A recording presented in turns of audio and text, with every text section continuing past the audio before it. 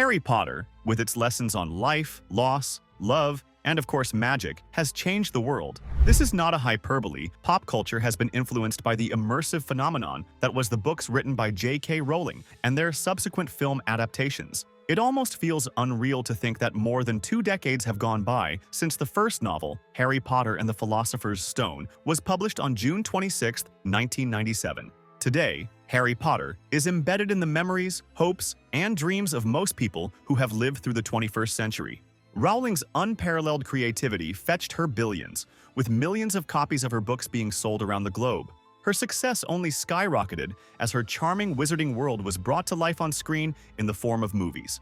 These were accompanied by video games, merchandise, and theme parks, among others. But those are things to do with a fantastical story that endures even after the initial spell weakens. But change is the only constant. Especially in the entertainment realm, studios can barely keep popular works of art untouched. So now, Potterheads have to brace themselves for a Harry Potter TV series. Can it uphold the legacy of the books and movies, or will it act like a killing curse against the franchise? Harry Potter reboot has to compete with the nostalgia of movies. The first Harry Potter movie was released in 2001, with a young 11-year-old boy discovering that he is a wizard and embarking on a path to the Hogwarts School of Witchcraft and Wizardry, a school that trains children possessing magical powers. The story certainly touched the hearts of those who had and hadn't read the books. Harry escapes the wretchedness of his cruel uncle, aunt, and their son's bullying with the help of the ever-endearing half-giant and half-human character Hagrid. Once at Hogwarts, Harry Potter makes friends for life, Hermione Granger and Ron Weasley. The wonderful trio portrayed by Daniel Radcliffe, Emma Watson, and Rupert Grint go on adventures together while figuring out themselves and making the best of their respective strengths and weaknesses. They also fight evil, the powerful dark wizard, Lord Voldemort. With many mysterious twists and turns, seamlessly threaded together, and an appealing world of magic that included wizards and even muggles, Harry Potter drew children and adults alike for years and years. The last installment of the franchise, Harry Potter and the Deathly Hallows Part 2, was released in 2011. But the films are still fresh in our minds and a popular choice for movie marathon nights. So this begs the question, what's the point of a new series? Even if it delves deeper into the books, will the recreation emerge victorious over the nostalgia of the movies? It seems unlikely. For the hardcore Potterverse, familiar comfort doesn't always need reinvention. A new cast is a nightmare for Harry Potter fandom. Harry Potter fans are already dreading having to see their favorite characters being played by new actors.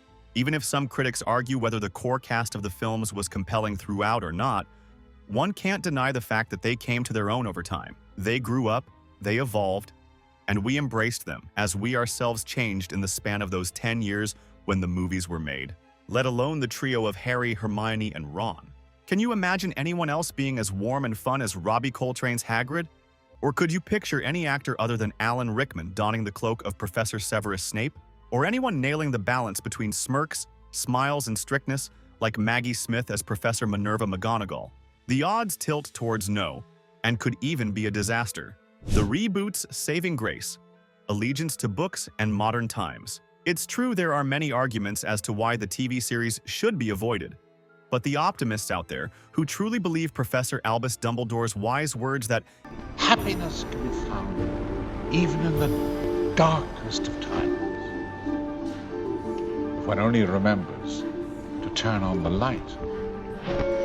Will look for the good in the new project, which many have already declared doomed. They are hoping that the show will stay true to the books and do more justice to them than the movies, which had to cut out certain things or modify them. The little intricacies covered episode by episode will not go unnoticed by ardent readers of Rowling's books. Some fans are also hoping the show would address and do a course correction about the lack of racial and queer diversity in the books and movies, redemption opportunity for missing plotlines, and underdeveloped characters. The biggest hope for the Harry Potter reboot is that it will extensively cover the story's details. For example, the movies failed to convince the audience of the intellect of Ron or his relationship with Hermione. Ron's sister Ginny was also unimpressive on screen, while she developed a terrific personality and became a great witch in the books. Hence, Harry fell for her. But even that plotline was strange as it wasn't built up properly in the films. There was also too little of one of the most striking characters, Sirius Black, on the screen. However, the best thing would be to see Voldemort's backstory as described in books. So, while the series aims to piggyback on the enthralling magic of the movies, it might deserve a chance to offer something that was missing all along. J.K. Rowling's public image after transphobic row will affect viewership. While a Harry Potter TV series might seem like a fruitful investment for Warner Brothers, menacing darkness already plagues it, brought on by J.K. Rowling's hugely controversial transphobic views. Many fans have distanced themselves from the franchise precisely because they supported the trans community. So one could see why the humongous craze of Harry Potter has dwindled in recent years, and just because a chunk of the audience separates the author's personal comments and accepts her momentous work, it doesn't mean they are ready to consume more, especially something that is just a retelling of the source material. Surely there would be interest regarding the new adaptation, and if you are wondering if any of the original cast members will make an appearance, it seems unlikely as many of them have distanced themselves from J.K. Rowling over her trans rights statements, including the central three characters. The target audience conundrum of the TV series: the new TV show has been planned for 7 seasons, with each one dedicated to a book in the series. As per the reaction to the announcement, it's clear that fans are not happy. In fact, they are constantly condemning the decision on social media. Amidst all this criticism, we wonder who is supposed to watch the show. Yes, curiosity about new elements and improved visuals might bring the existing fanbase to the screen, if they haven't already boycotted it, but a comparison to the movies might affect their will to continue. It's a mammoth task for the makers of the show to live up to the films. As for new viewers, they might catch on to the magical world, but will they be enough? Figuring out the screenplay to suit the taste of today's fickle audience will be tricky. This reminds us of Amazon's ambitious Lord of the Rings series, The Rings of Power. It seemed like a no-brainer to them since the franchise is immensely popular. They even put in $1 billion in its production. But rivaled by another fantasy show, House of the Dragon, from the Game of Thrones realm, the response for The Rings of Power was average at best. A similar fate has befallen all the Star Wars series. Some have worked, others didn't fly. Forget about soaring high. Lessons from the failure of Fantastic Beasts. Warner Brothers bankrolled Fantastic Beasts, a spin-off franchise piggybacking on the popularity of Harry Potter movies. But they didn't quite make a mark as the real deal, despite being led by Oscar-winning actor Eddie Redmayne. The films earned and attracted footfall to the theaters, but they came nowhere close to the 8 Harry Potter films. Many only wanted to relive the glory of the original films, and the spin-off was sidelined. The failure of Fantastic Beasts can also be attributed to the controversies attached to cast members Johnny Depp and Ezra Miller. So, while 5 films were planned in the movie series, Warner Brothers shut it down after just 3.